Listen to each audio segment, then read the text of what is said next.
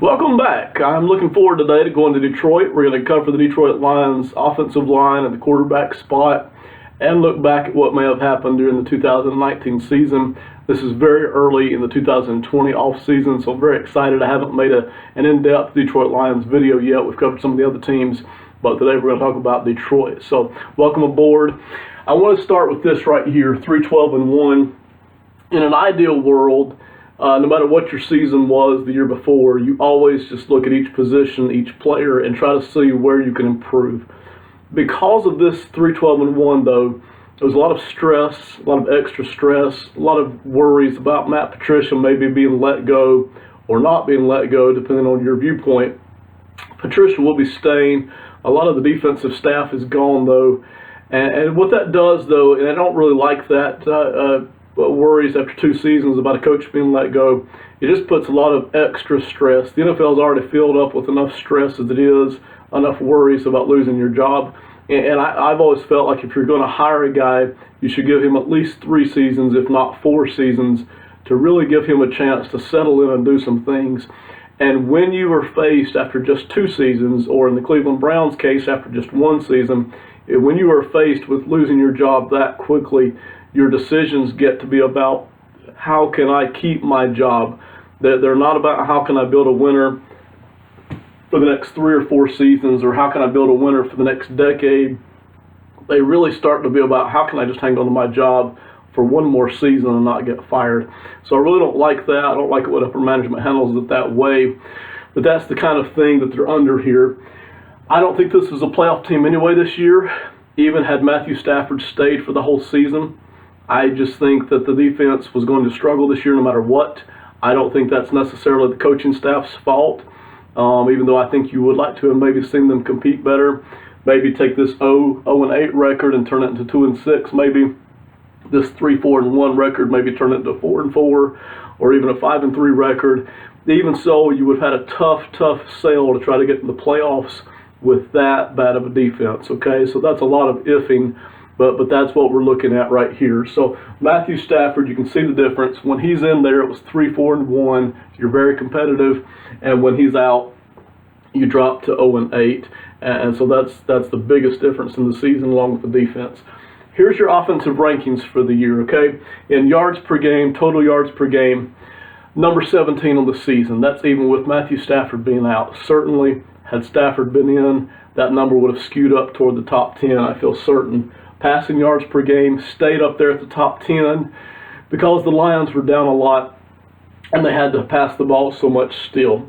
Rushing yards per game, number 20. I think if Matthew Stafford's in there passing effectively, I think you would have seen teams not be able to stop the run quite as easily against Detroit. And then points per game, number 18. Certainly, when you saw the first half of the season, you could argue that the Lions could have scored even more points with that offense. But by the time the second half of the season got around, you just look at the scores.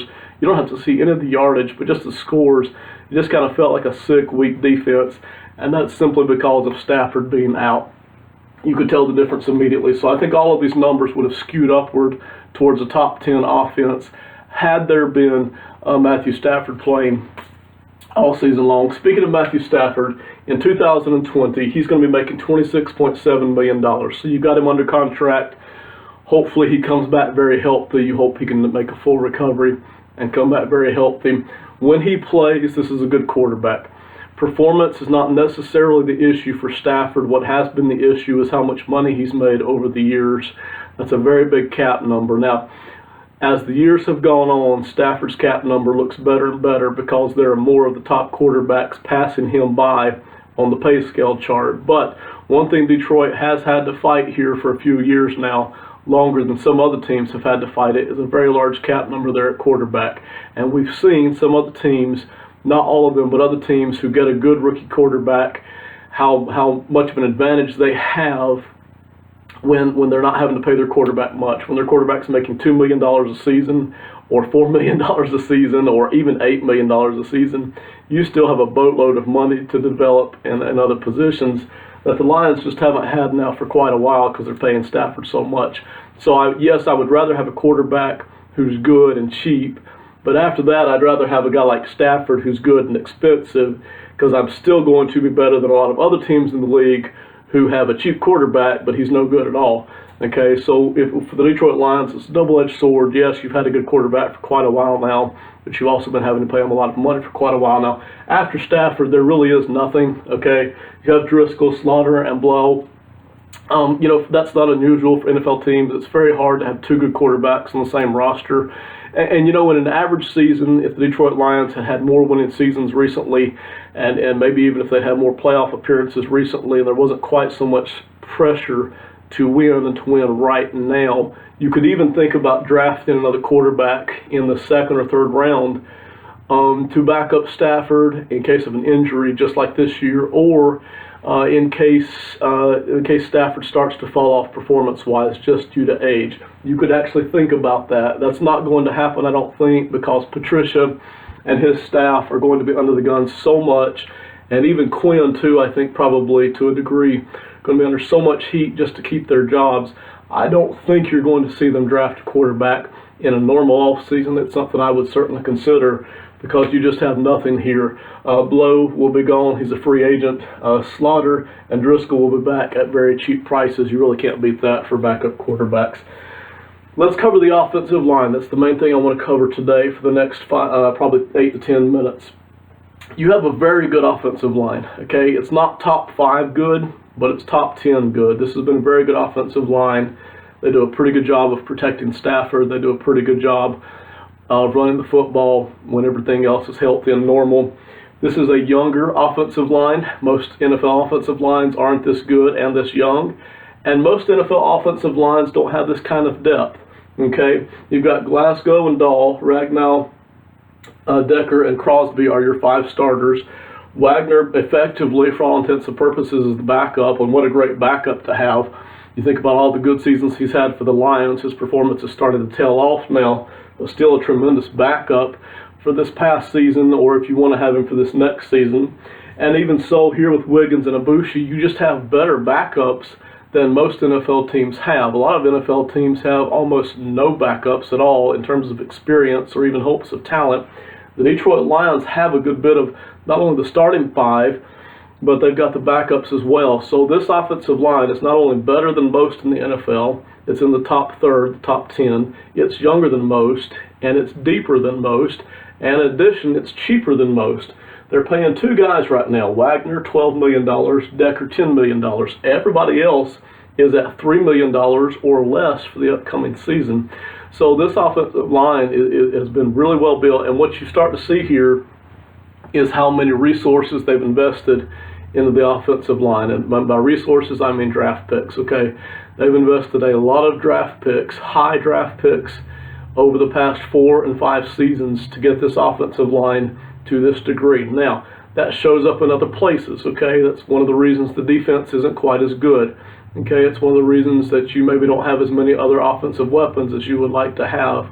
But they've done a good job when they've drafted offensive line. It's been very frequent. For the most part, they've hit on those offensive line draft picks. So that's the reason this offensive line is so good in almost every category.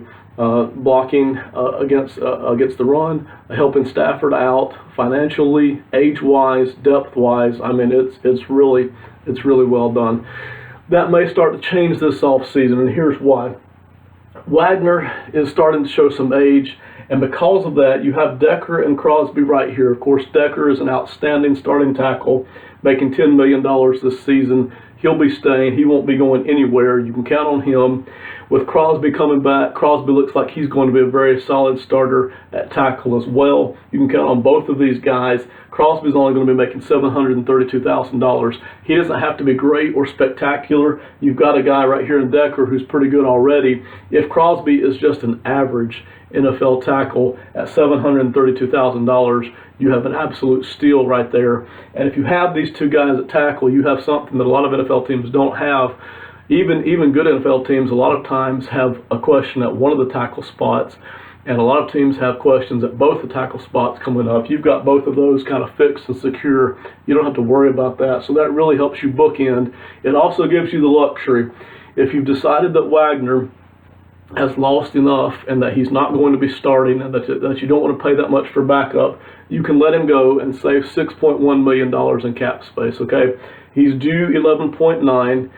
His dead cap hit would be 5.8, so you've still got to pay him something this year, but you could save $6.1 million this season if you wanted to let Wagner go, and that's something I would be very much in favor of doing if I was advising the Lions. Of course, you've got Benenoch there at $820,000. He'll be backing up there this season. When you move over to the center spot, this is locked up again, okay? A lot of NFL teams do not have 3 solid starters, okay? We cover a lot of NFL teams, and we see a lot of teams who don't have that. The Lions this year have that. Had it last year, they'll have it upcoming. Ragnow is only going to be making $3.2 million again. He rolled all over the place in his rookie season. He really struggled. This year, he really settled down. At center, he's very good. It looks like if he continues that way, he's going to lock down that center position for next year as well. I think you can expect that. $3.2 million. Does he have room to grow? Certainly. But he's only in his 3rd season, so I think you can expect him to grow. Bodine should be coming back as well for a very low price tag. I don't know what that is. So that's 3 of your 5 starting spots locked up on the offensive line, okay? And over here with Joe Dahl, not a star, but again, a very solid offensive lineman, okay? This is a guy who can lock down a starting spot, and that's saying a lot in the NFL, okay? Again, a lot of NFL teams only have 2 guys that they're going to start. Some NFL teams only have 1 guy, and they have 4 question marks. The Lions here have at least 4 guys locking down starter spots, assuming that they play like they played the year before in the past couple of seasons, and there's really no reason not to assume that they won't. So Dahl at the guard spot making $1.5 million, another good solid starter. Now, Wiggins and Ibushi, I think you can bring both these guys back and probably not cost yourself too much money if you want to do that. Keep some continuity, keep the depth. I think you can probably bring these guys back. I don't know exactly what they can expect to make on the free agent market, probably more than they would make in Detroit, but if you want to try to make them an offer, I could assume that you probably get at least one of these guys back and kind of keep some of your depth and also keep your continuity, not have to have another offensive lineman coming in from some other place. Here's the point where a lot of us will disagree, and that's fine. There's plenty of room to disagree. Glasgow has become a very good starter. I mean, he's not an elite guy, but this is a very, very good offensive lineman starting at guard for you, okay? Last year, absolute steal, only made $2.2 million. He's going to be a free agent, okay? Now, most people in the NFL assume if you have a good player, you do everything you can to keep him. At any cost, at any price, you keep that good player. My viewpoint and the viewpoint of some teams in the NFL has been, I want to keep this player, but there are limits. I have other needs in other places on the team. And considering that I have 4 other offensive line spots locked up, assumably locked up, I don't necessarily have to give Glasgow any price he wants. I know in the upcoming free agent market, he can make probably anywhere from $9 million a season to $12, $13 million a season. Depends on what other guys hit the free agent market. It depends on what teams are willing to spend this year on a guard. I'm not sure I want to pay that amount of money to him. The more money you start to throw at one player, one position group, that's less and fewer resources you have for other spots on the team. And everybody always says, well, we'll just build through the draft, okay? And my answer to that is this. You've always been trying to build through the draft every single season. Are you going to all of a sudden get better at drafting? Excuse me. Are you all of a sudden going to get better at drafting just because you're paying Glasgow more money? The answer is no. Are you counting on having more draft picks this year than you would normally have? And the answer is probably not, okay? And so you have to face reality that you're probably not all of a sudden going to get any better at drafting or have any more draft picks than you had before. You're going to do the same amount of building through the draft that you've always done. The only difference is all of a sudden now, instead of paying Glasgow that awesome rookie contract money, which ranges anywhere from $1 million to $2.5 million for him, now all of a sudden you're going to be paying him $9 million a season. and $10 million a season, and maybe even as much as $12 million a season. Again, that could range, could vary very much. This is a good player. It's a player you want to keep on your team. But is it a player you have to have at those prices? And in my opinion, the answer is no. We don't have to have him. I've got Decker. I've got Crosby.